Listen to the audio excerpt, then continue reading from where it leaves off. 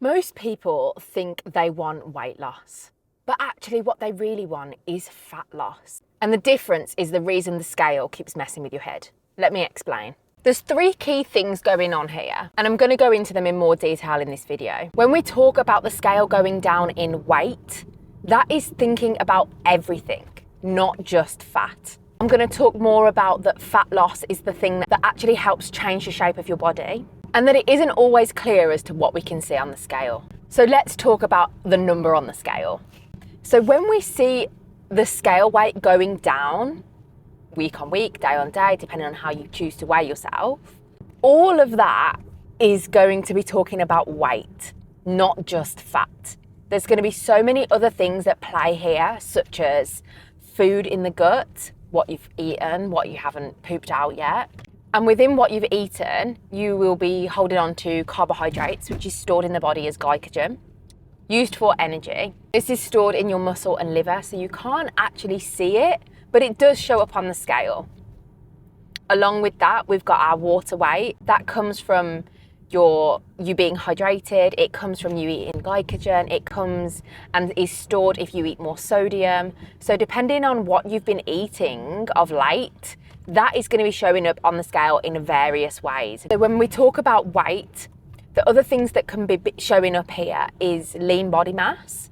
So lean body mass is everything other than fat. So we're talking connective tissues, we're talking muscle, we're talking bones. We're literally talking anything that isn't fat. So it's lean body mass, fat-free mass. And depending on the style of diet you choose or the way you go about your calorie deficit, how you structure that weight loss, the weight loss could be being more of lean body mass than it is fat mass. And that's something that you kind of have to work with a coach on. Negate the loss of lean body mass is by resistance training, strength training, and by eating a good amount of protein, a reasonably high protein diet. This is so important because we don't want to be losing our lean body mass. That's the stuff that keeps you well, keeps you moving well, keeps you healthy, keeps you looking good. So what's going on the scale weight isn't always a true reflection of just fat loss. And that's worth keeping in mind when we jump on the scale and you see a slight increase the day after eating a delicious meal out or having a takeaway or having a holiday. There's going to be so much more at play than just pure fat loss. Scale is one metric and can't give us the full picture of what is going on. So it's just worth bearing in mind those things when we do step on the scale, because I wouldn't want you to hang so much of your self-worth on scale weight when that isn't giving the full fat loss picture. The second thing I wanted to talk about was how fat loss is actually the thing that you are after if you want to change the way your body looks. So, like I mentioned before, on the scale weight, if you were to lose, 10 kilos, and from that weight loss, half of that is lean body mass, you aren't going to notice as much change in the way you look compared to someone that lost 7 kilos but lost more fat mass.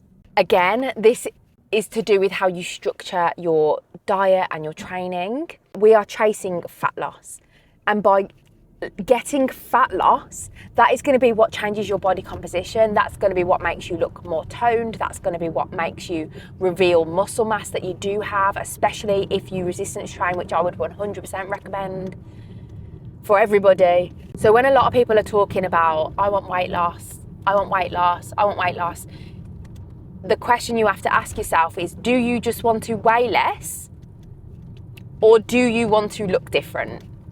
And those are 2 separate questions, but people get confused between them, or they're 2 different outcomes, but people get confused when they're actually chasing fat loss. They're talking about weight loss.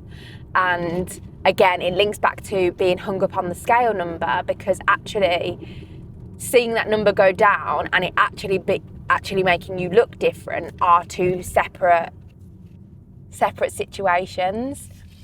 Take, for instance, someone that was cutting body weight for a fight, for a specific weigh-in. They're chasing weight loss.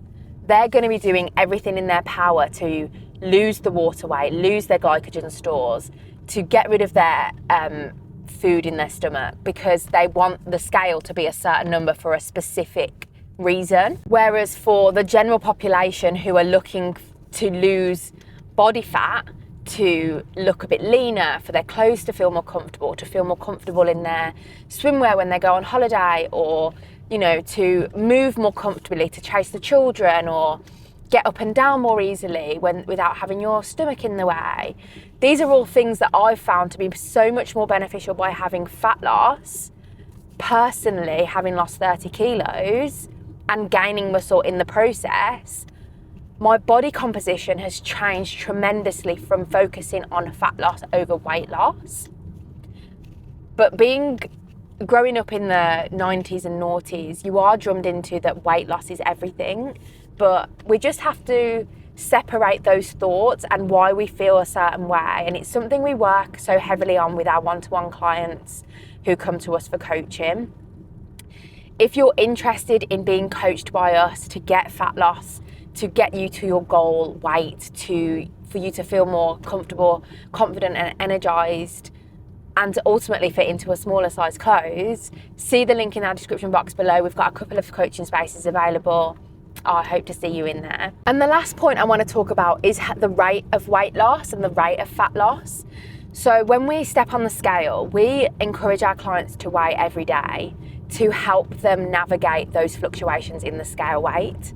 We know that the scale can change from 1 minute to the next, depending on what you've consumed, let alone the day-by-day changes.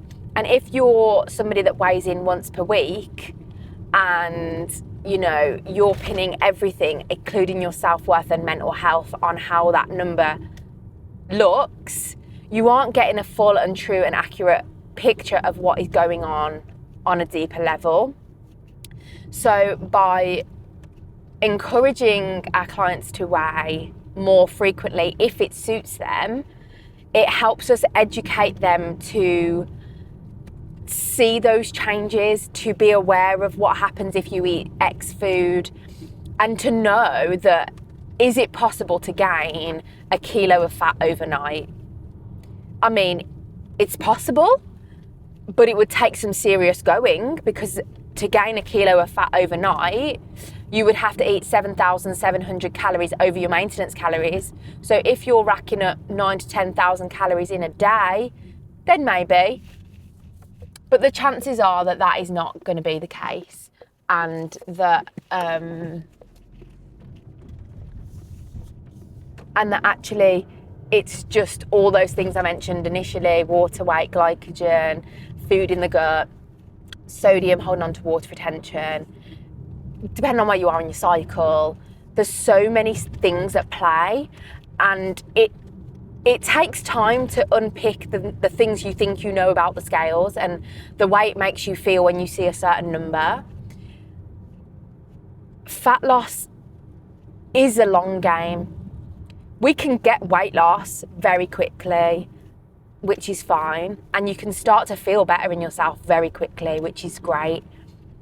Fat loss for longevity takes a little bit longer, which is also fine.